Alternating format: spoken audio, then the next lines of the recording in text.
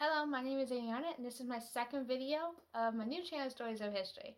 And today I wanted to discuss who Henry Bibb was and how I got to learn his story and how on a way I got to connect to his story. So Henry Bibb was a slave in Kentucky, and ever since he was young, he always said that he wanted to escape to freedom, which he eventually did.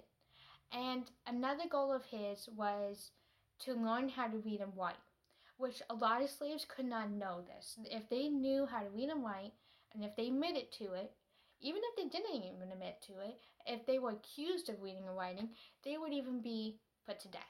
So this was a huge risk for Henry to know this stuff. Anyway, he did learn how to read and write. Now, he tried escaping to Canada 6 times. 5 of these times he was captured, and eventually he was dragged down to Texas. And Texas is a really bad state to be in if you are a slave in the 1800s in America. Not only do you have more fields that you have to work in, but you also have the humidity, and it's harder to escape. Anyway, on the 6th try, Henry does eventually make it up to Canada. When he makes it to Canada, he is able to share a story with everybody of how it was like to be a slave and basically how his life was before that. He also established the first African-American newspaper in Canada.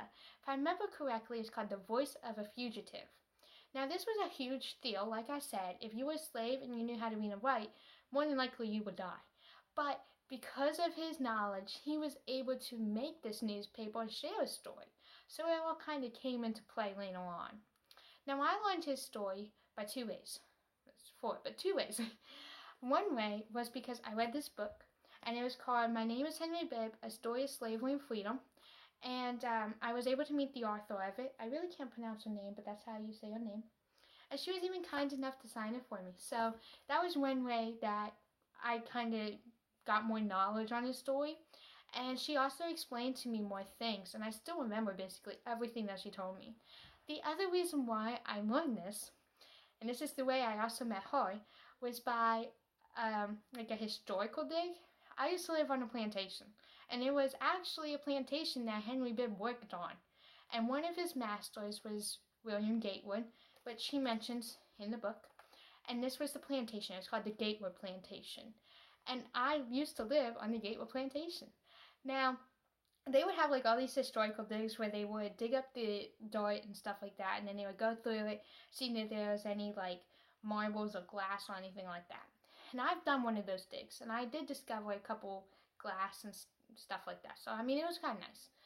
But anyway, when I was there, I was able to say what it was kind of like living on like a historical site. You know, everybody wanted to, you know, kind of know what was it like. And I was like, oh yeah, you know, it's like this. So it was really fun. Now, one thing about this plantation is they had a graveyard right up the road. And this graveyard was really nice because it was very small, it was very quiet, and it was basically like the Gatewood family's cemetery. Now, I discovered a couple things on the plantation, and this is one thing that I discovered when I was at the graveyard one day. And it's basically like a little jar and has dirt and stuff in it, but it's really cool. So that's why I keep it. And another thing that I discovered at the graveyard was I saw this one grave and it said Coleman on it, and I was like, Coleman, I know that name somewhere. So I asked around. Apparently, it was my grandma's maiden name. So I was like, okay, well, it could be a coincidence that they're Coleman and I'm a Coleman. And I was like, but I don't know. So we went on to like Ancestry, and we got all these different documents and everything. It turns out I'm related to William Gatewood, the master of Henry Bibb. I'm not saying this is a wonderful thing, but it's pretty darn fascinating. So I was really psyched about it. So that's basically the story of how I got to know who he was.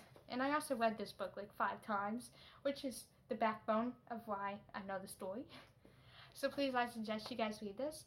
And if there is any subject that you guys are like struggling in school, or if you guys want me to kind of clear something up for you, please comment down below, and I'll try to do the best that I can. And I'm so happy I got to share his story and my story. It's been wonderful. But so that's that. So thank you guys so much for watching, and have a wonderful day.